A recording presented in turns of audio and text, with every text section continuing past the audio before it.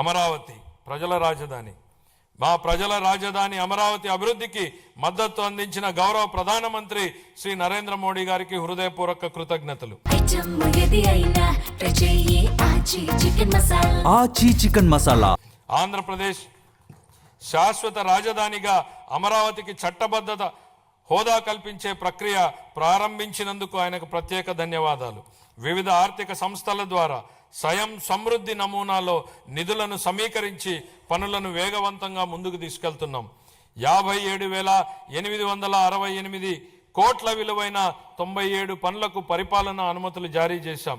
ఇది మా ప్రభుత్వం ప్రజల రాజధాని అమరావతిని నిర్మించాలనే నిబద్ధతకు స్పష్టమైన నిదర్శనం.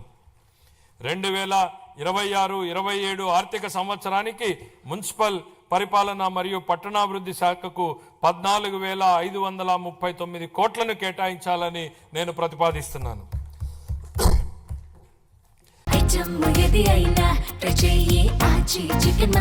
ఆచి చికెన్ మసాలా.